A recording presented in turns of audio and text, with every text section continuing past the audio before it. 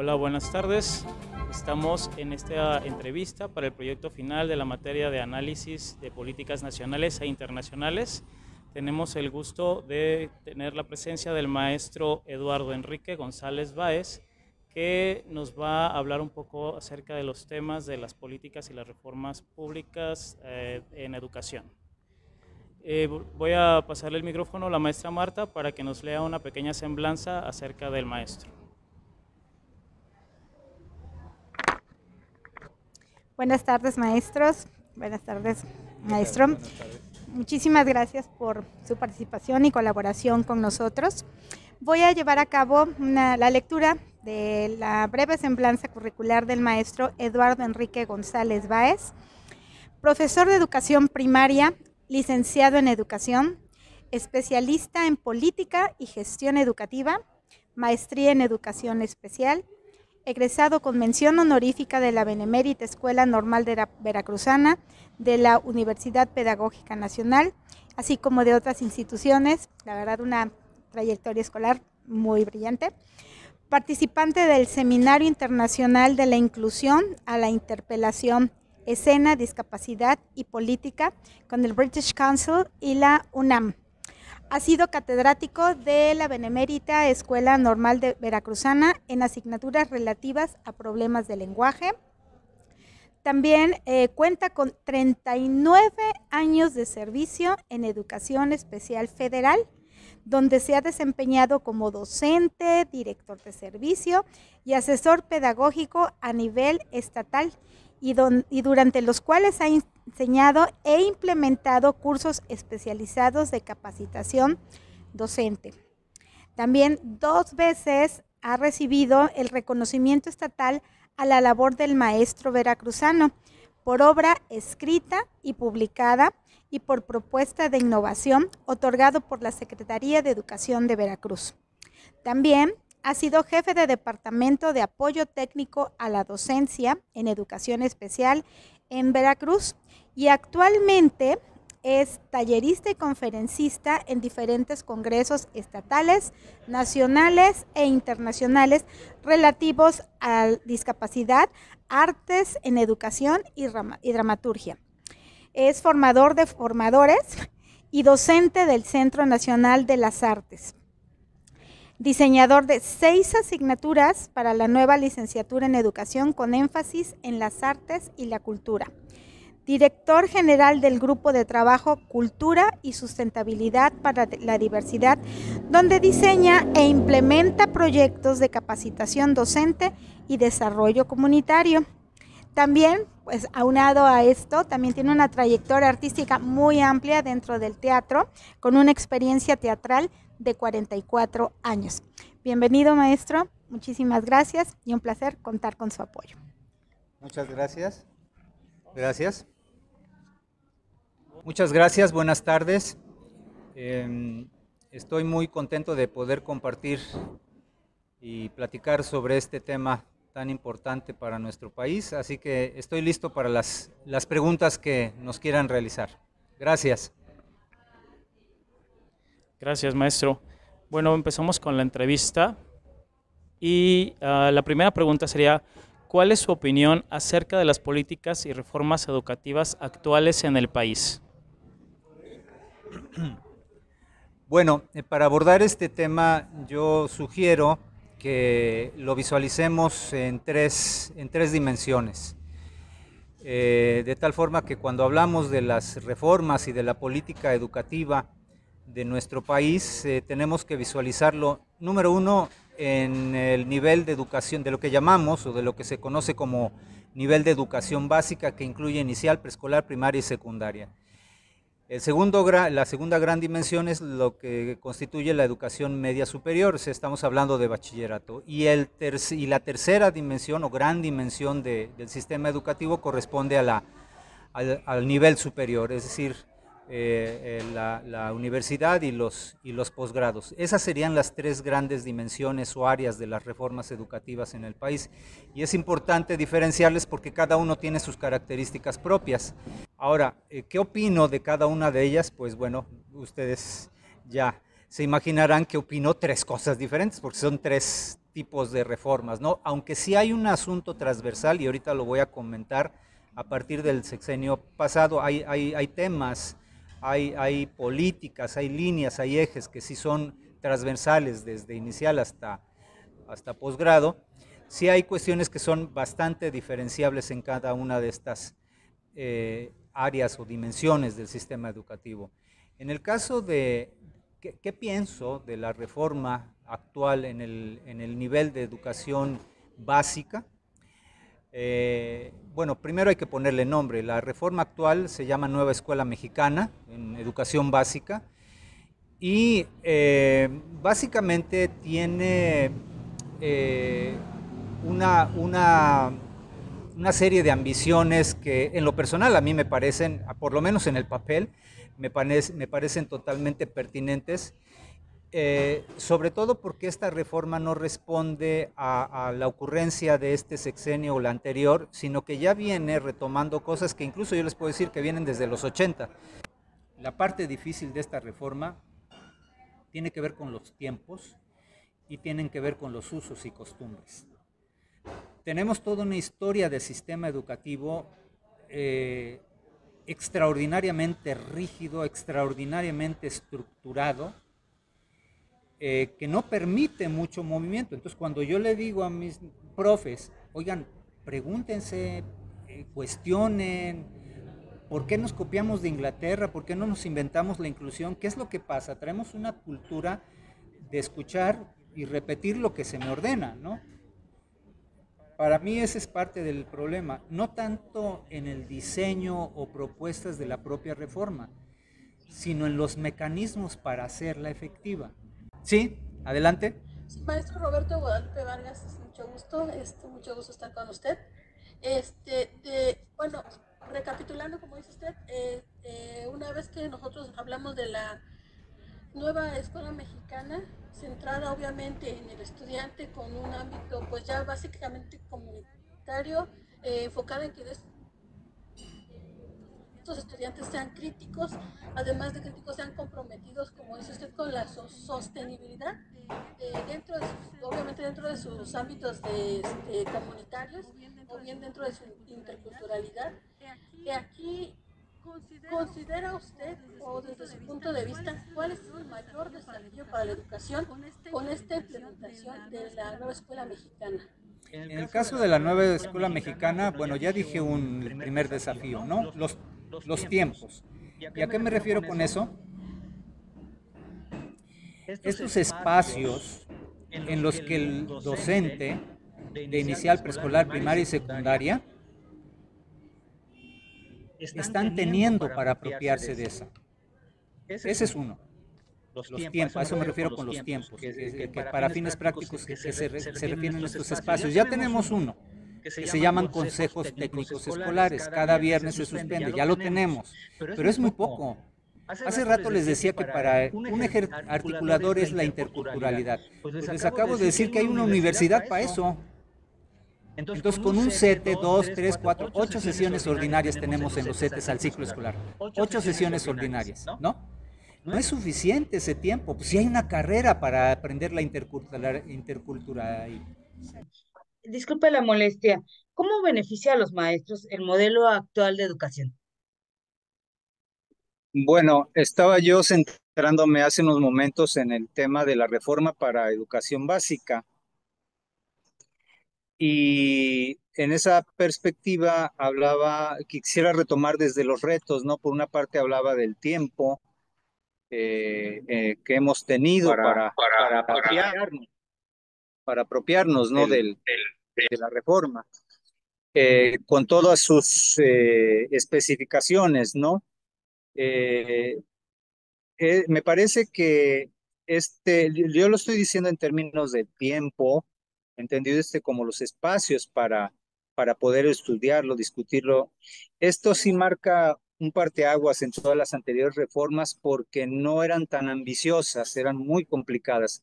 Ahora, este reto, en función también de uno más que tiene que ver con nuestra cultura, llamémosla así, nuestra cultura mexicana, donde estábamos habituados a que el papá papá gobierno decía cómo se hacían las cosas y así se tenían que hacer y nosotros los docentes nada más replicábamos. Entonces, cambiar esos esquemas que no son técnicos, sino que tienen una dimensión cultural, es decir, es una forma de ser ya del docente, ¿no?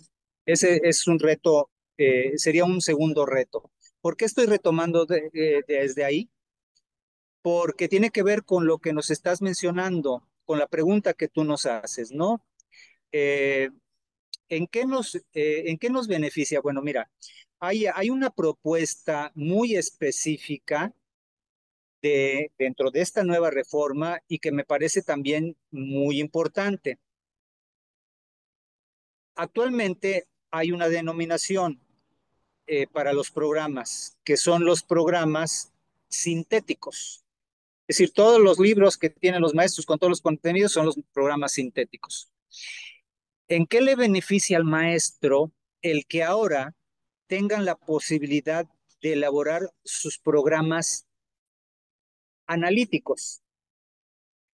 Esa es una ventaja en términos de que el profe puede contextualizar esos contenidos. Es decir, ahora el profe viene en los programas a nivel federal y no tiene que replicarlos, aunque esos contenidos no tengan nada que ver con su cultura, con su historia, con su contexto, con su geografía, con sus usos y costumbres.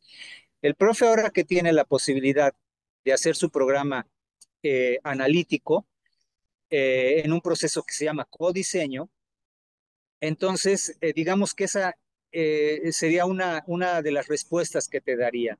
Ese sería, digamos, un beneficio que tendría esta posibilidad de ser autónomo, de adecuar, de no sentir esta carga de 500,000 contenidos y que ahora los tiene que evaluar todos incondicionalmente. No, esto se flexibiliza. Digamos que en ese sentido, si utilizar otra palabra, bueno, ¿en qué beneficia? En esta flexibilidad que se demuestra a la hora de brindarles la oportunidad de algo que técnicamente se llama programa analítico y lo adecua de acuerdo a su propia escuela.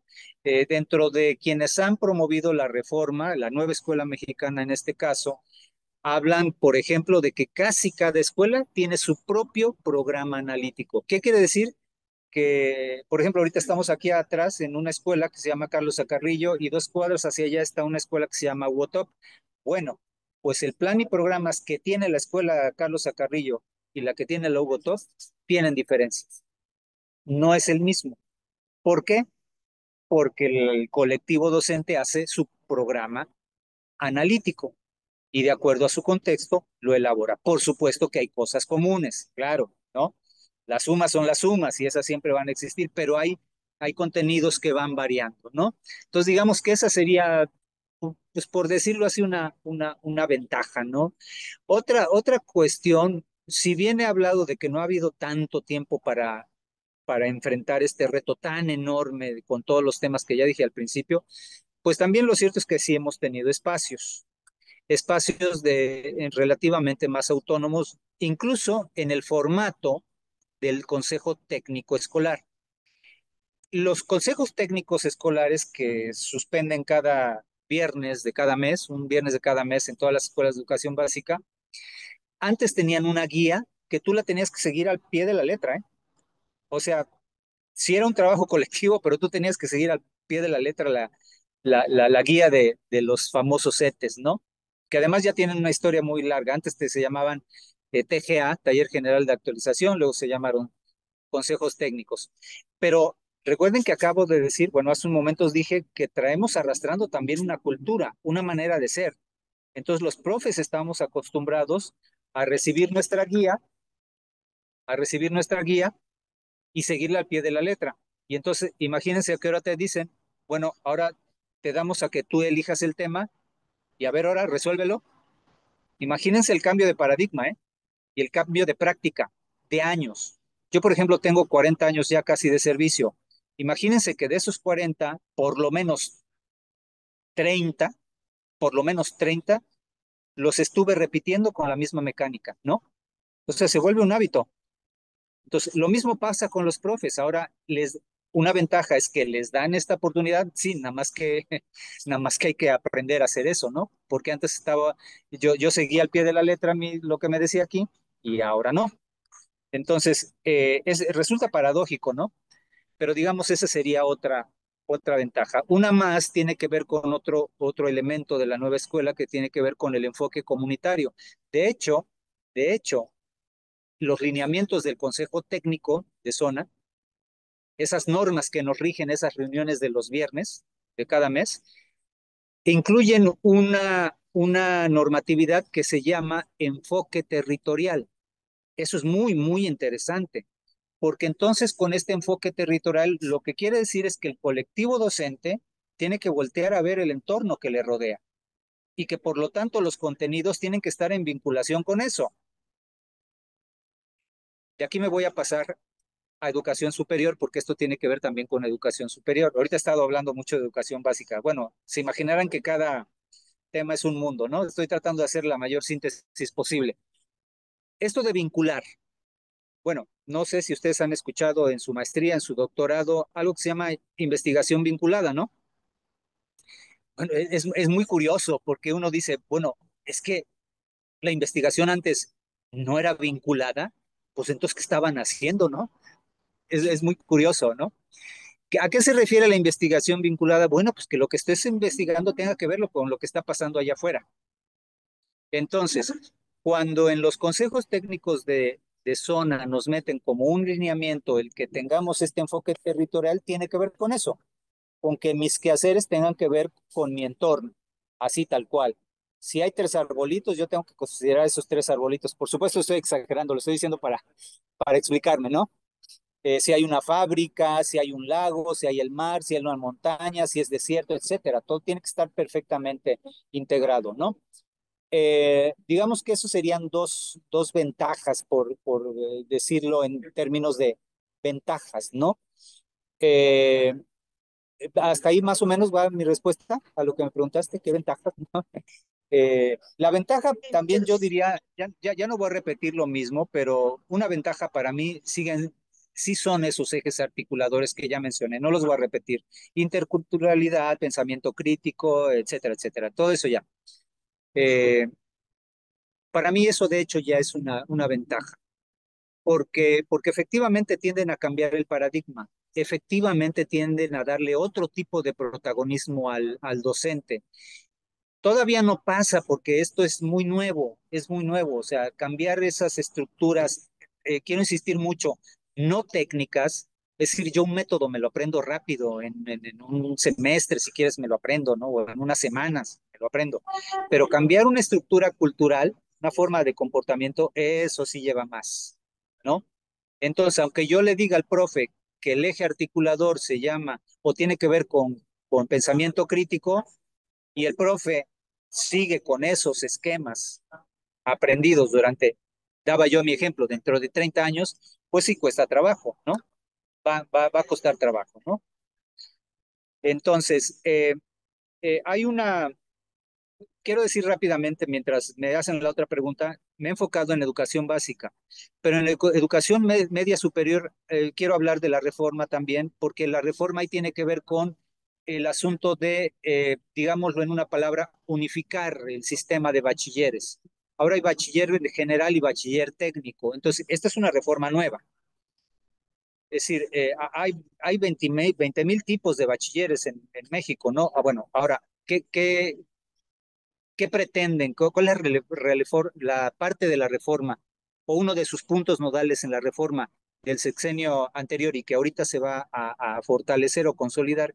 Es unificar el sistema de bachilleres, ¿no? Repito, ahora hay 2 tipos de bachiller, el general y el técnico, ¿no?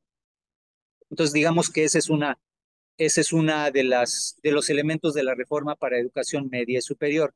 Otra de las reformas que tiene que ver, no necesariamente con cuestiones técnico-pedagógicas, pero sí es parte de la reforma, son las becas y la cobertura.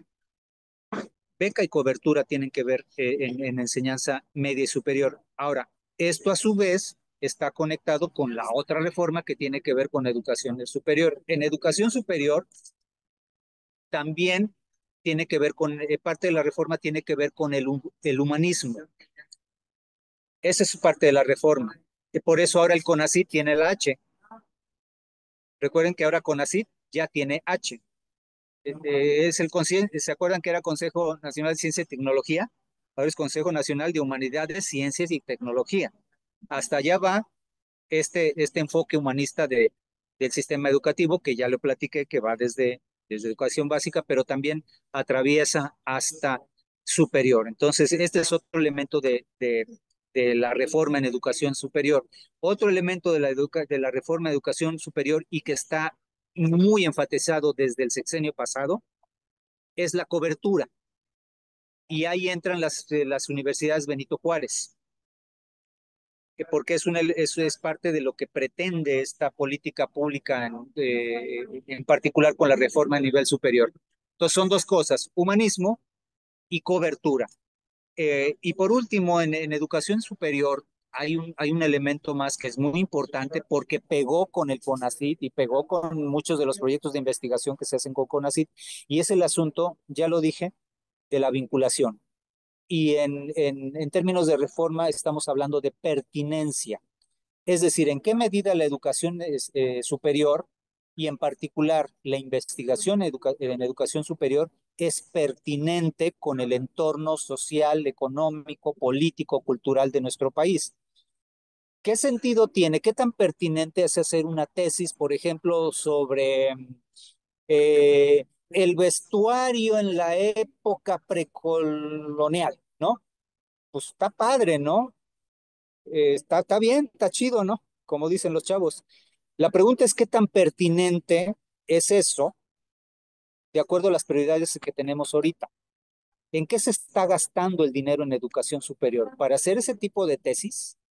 ¿Para hacer ese tipo de trabajos de investigación? Es por lo menos cuestionable, muy cuestionable, porque hay otras cosas más importantes, no más importantes, sino más prioritarias, ¿no? Por ejemplo, aquí en Jalapa tenemos el asunto del agua, ¿no? Entonces, un científico, un universitario de biología, ¿no? De ingeniería, que no esté trabajando temas como ese, pues sí sería muy cuestionable, ¿no?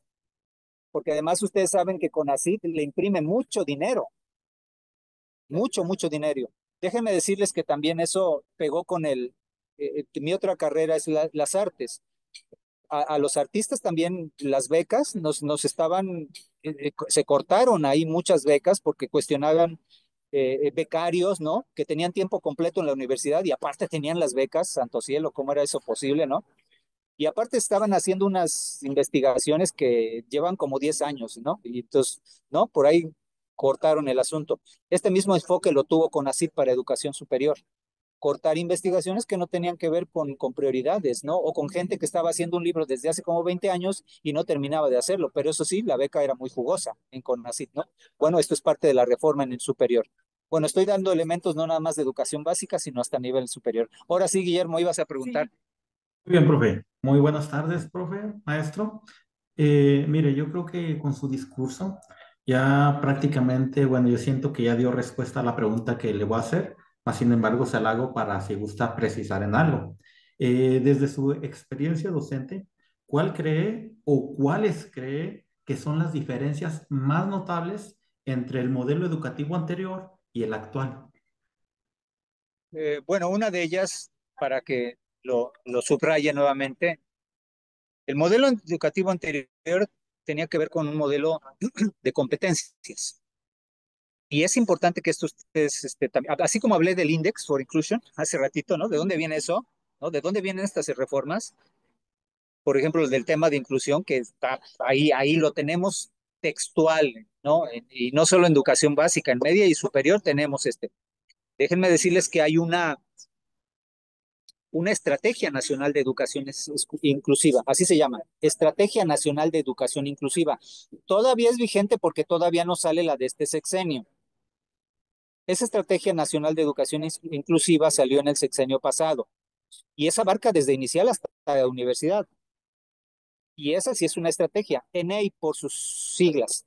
Si ustedes las buscan en internet como es pública, ahí está, ENEI, Estrategia Nacional de Educación Inclusiva. Entonces, decía yo que ¿De dónde vienen esas cosas? Bueno, viene del índice. Esa estrategia toma los conceptos, el concepto de inclusión, el concepto de barreras para el aprendizaje y la participación, por ejemplo, lo toma ahí textual de esta Estrategia Nacional de Educación Inclusiva del Index for Inclusion que nació, ¿saben cuándo? No les he dicho la fecha, en el 2000 salió el Index for Inclusion. Los 25 años después, ¿no? Seguimos teniendo bueno, ya tenemos en México la Estrategia Nacional de Educación Inclusiva que toma dos términos ahí del Index for Inclusion, el término inclusión y el término de barreras para el aprendizaje y la participación. Entonces, ¿por qué me regresé tantito de eso? Porque es importante saber de dónde vienen. ¿De dónde vienen estas reformas de la OCDE? De ahí vienen. De ahí vienen las reformas. Entonces, una de las cosas que intenta esta reforma es precisamente romper con los paradigmas y los preceptos y los mandatos de la OCDE. Esa sería una gran diferencia. Empezando por algo tan técnico que es el enfoque por competencias. Porque los parámetros, los lineamientos, las intenciones de la OCDE van por ese carril de las competencias. Entonces, ¿cuál sería una diferencia de las reformas anteriores con ese? El enfoque de competencias que viene de una instancia internacional que se llama OCDE y que establece las directrices. Bueno, es una diferencia. Lo que intenta esta reforma es romper precisamente con esto. Y ya lo dije, el eurocentrismo, pensamiento crítico, enfoque de territorial. Es decir, tenemos que partir de lo que somos, de lo que queremos hacer como nación, ¿no? Sin estar dependiendo de otras instancias que además ustedes lo saben, son directrices que responden básicamente a lo económico, no necesariamente a lo pedagógico, ¿no? Entonces esa sería una gran diferencia. El humanismo, por ejemplo, eso sería una gran diferencia, porque efectivamente trastoca lo que la propia OCDE está emitiendo como directrices educativas. Esa sería otra gran diferencia, ¿no? La otra gran diferencia sería el protagonismo que tiene la comunidad y el docente. Esa sería otra gran diferencia. Es cierto que en las anteriores reformas ha estado mencionándose y el protagonismo, la revalorización del magisterio, tararí, arará, y no sé qué, ¿no?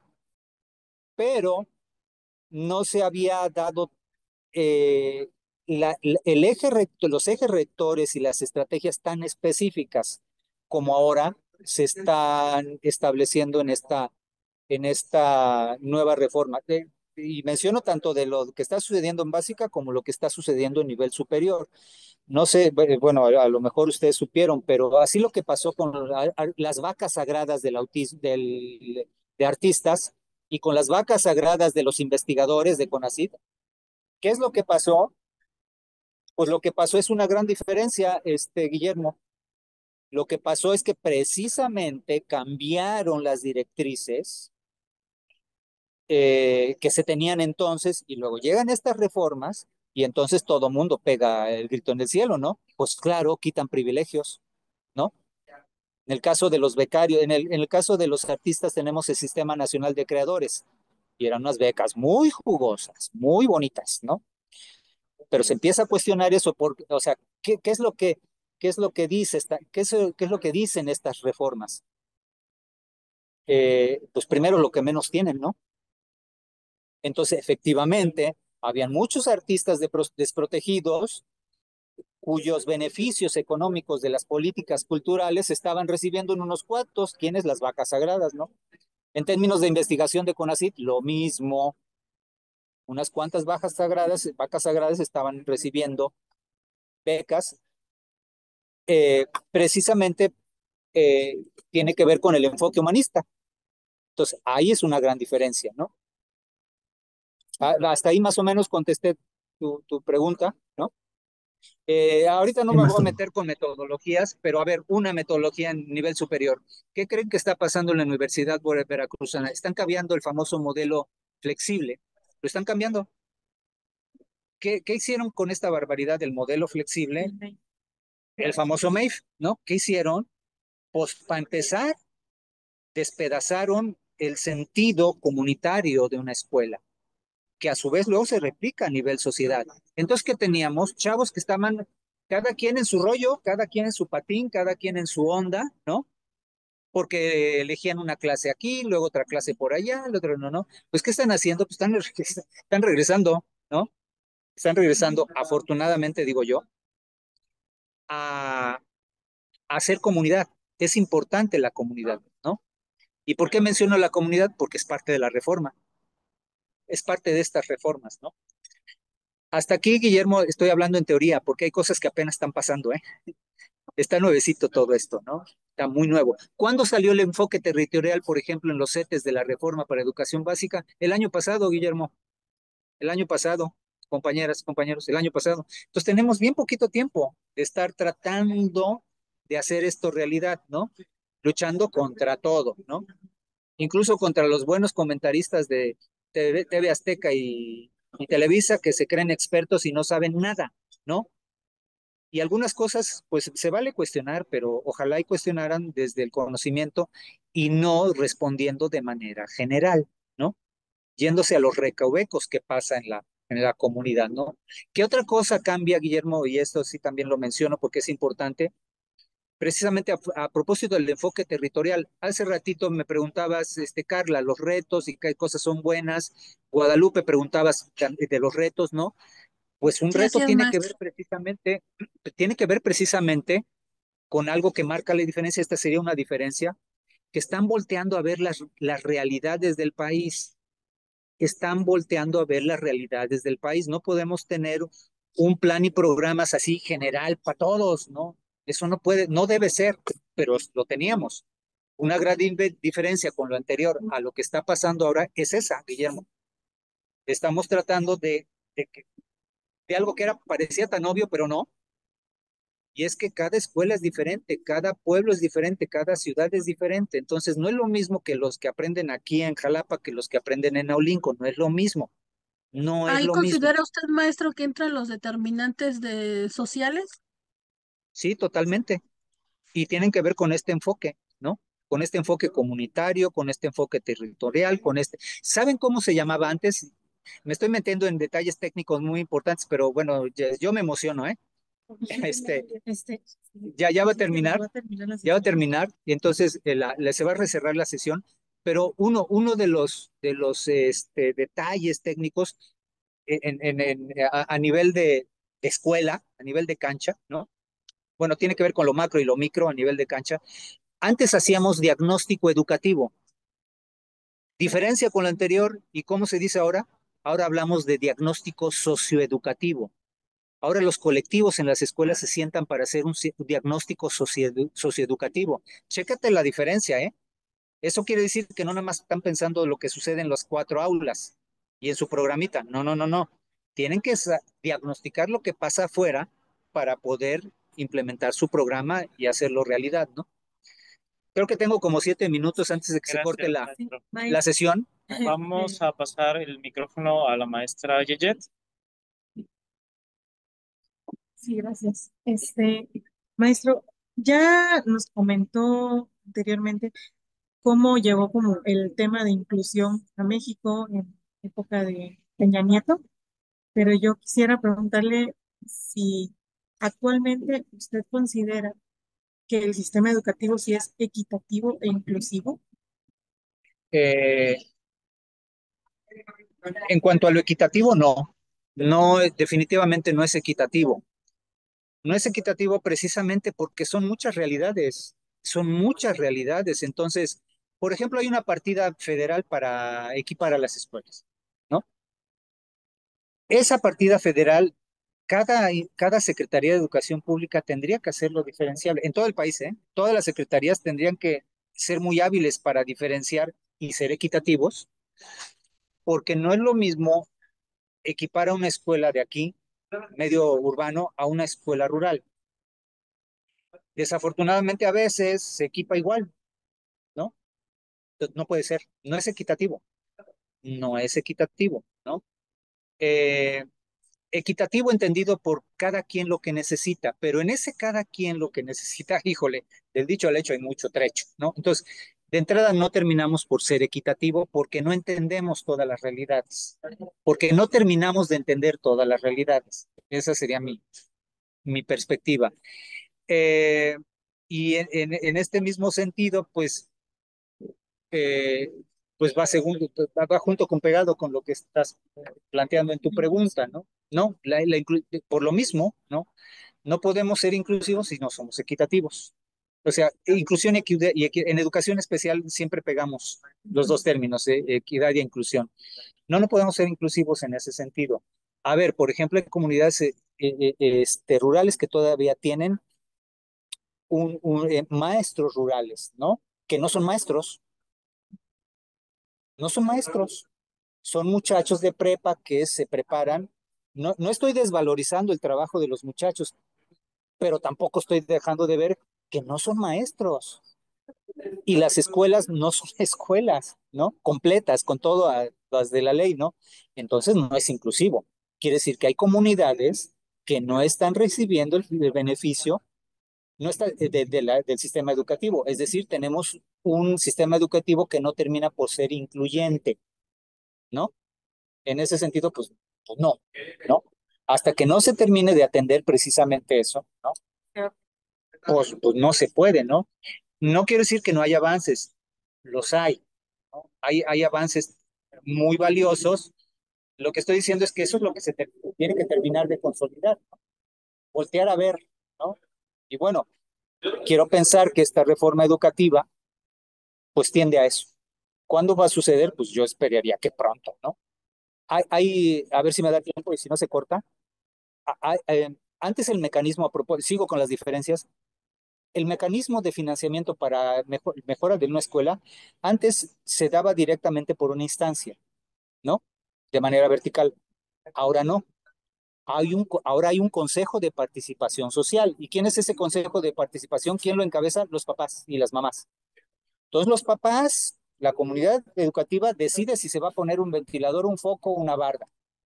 Y el dinero va para ellos. No hay intermediarios y hay un comité de contraloría. Eso no sucedía antes. Antes no sucedía. Digo, no me voy a meter ahorita en detalles, pero ahora lo que quiero decir es que la comunidad recibe el dinero y la comunidad decide en colectivo y hay un comité de contraloría.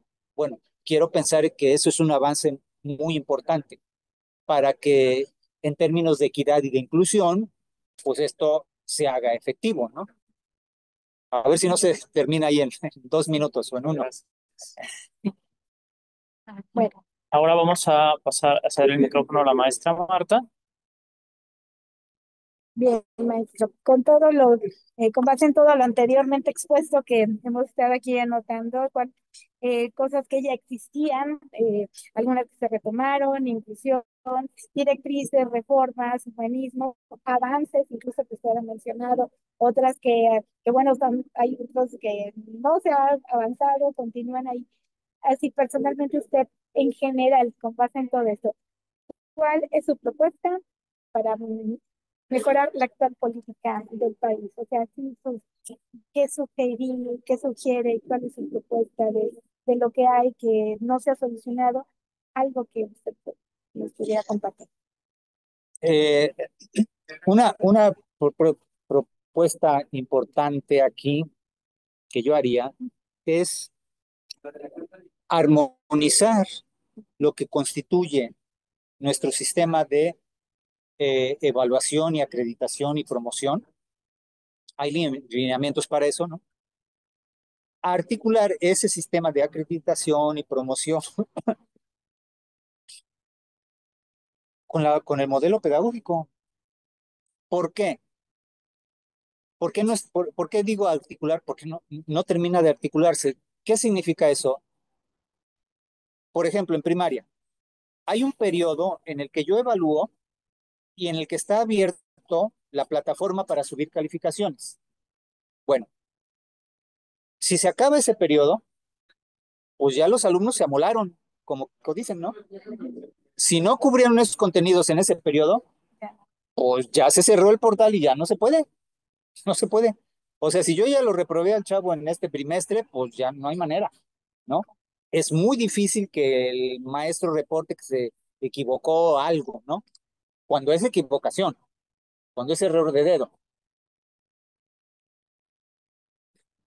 no está armonizado. ¿Por qué no está armonizado con el modelo pedagógico? Porque el modelo pedagógico dice, casi textual, que hay que seguir el ritmo y estilo de aprendizaje de los niños. Entonces, si el ritmo y estilo de aprendizaje de mis niños duran 2 meses un día, problema, porque hace un día que se me cerró la plataforma para la acreditación. Lo estoy exagerando, lo estoy diciendo de manera muy esquemática, o no tanto, pero eso pasa. Tenemos que articular estos modelos pedagógicos de evaluación. Hay un tema muy importante que se ha venido trabajando desde es más, casi desde que yo entré a trabajar, o sea, desde casi 40 años, con la famosa evaluación sumativa y la evaluación cualitativa, ¿no? No, pues ya tenemos esa discusión. ¿Por qué es esa discusión? Porque estamos habituados a una evaluación sumativa, o sea, del 5 para atrás ya reprobaste, del 6 al 10 ya aprobaste, ¿no? Es decir, una evaluación numérica. Se está peleando de acuerdo al modelo educativo que transitemos hacia la otra evaluación, a la más cualitativa, ¿no? Pero es un problema.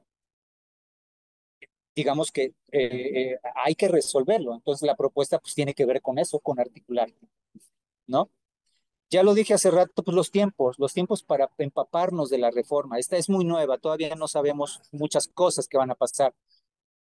Mi propuesta sería, en todo caso, que esta mecánica que tenemos los famosos TGA y tenemos 2 cursos intensivos. Eh, en esos cursos intensivos, por ejemplo, ahorita terminan las clases y los profes nos quedamos todavía una semana más. ¿Y qué hacemos en esa semana? Un curso intensivo, que lo tuvimos a medio año en enero. Cuando entrábamos de vacaciones, en enero tuvimos ya un curso intensivo. Y al inicio del ciclo tuvimos un curso intensivo. Quiere decir que son 3 cursos intensivos, ¿no? Aparte de las 8 sesiones ordinarias del CETE. Bueno, mi propuesta, mi propuesta no es nueva, sino más bien es de continuidad en esto. Y en todo caso, que se sigan buscando o abriendo los espacios de formación de los docentes para empaparnos con la reforma. Muchas gracias, maestro. La verdad es que hemos podido pues tener bastante contenido acerca de los temas de la reforma, de las políticas, y ha sido muy interesante todo lo que nos ha explicado. Realmente podemos ahondar todavía mucho más en los temas, y le gustaría cerrar con algunas palabras. Sí, primero pues agradecerle su invitación, su confianza. Cuando abordo este tema en charlas o conferencias, parte de mi mensaje tiene que ver con complejizar el tema, en el sentido de que vean que son muchos elementos los que transcurren, están en juego en una reforma, no con la perspectiva simplista que luego vemos en las noticias, ¿no? Donde satanizan a los profes, a las universidades, etcétera. Esto es mucho más complicado, no hay muchos elementos. Ese sería uno de mis mensajes finales, ¿no? La otra también, a propósito de complejizar, también tiene que ver con enterarnos de dónde vienen las cosas, ¿no? ¿Por qué se llama inclusión? ¿Por qué se llama interculturalidad? ¿Por qué se llama tal, no? Porque México tiene una tradición de tomar modelos o términos incluso de otros países y que no necesariamente corresponden a nuestra realidad. Hay cosas comunes, por supuesto, pero hay más cosas, ¿no? Hay cosas que nos hacen diferentes, ¿no? Entonces ese sería mi segundo mensaje. Digo, en lo que pude platicar les dije hasta nombres de libros, ¿no? Para que volteen a ver, ¿no? Y ver la fuente de dónde sale todo eso. Y por último, un tercer comentario final tiene que ver con los factores o agentes que determinan las reformas, ¿no? Tienen que ver con factores económicos, tienen que ver con factores culturales, tienen que ver con factores políticos me refiero a de partidos, ¿no? Tiene que ver con los acuerdos vinculantes que tiene México, por ejemplo, con la OCDE o con la ONU, donde les dicen tienen que ser así, y México en tanto vinculante pues tiene que hacer algo, ¿no? Pero no necesariamente está en condiciones de hacerlo. Digo, ya se comprometió con las instancias internacionales y ahora a ver cómo le hago, ¿no? Y a veces medio reportamos de lo que hicimos, pero en realidad no estamos haciendo efectiva la política pública. Entonces, este tipo de factores, ¿no?, del entorno también determinan las reformas, ¿no?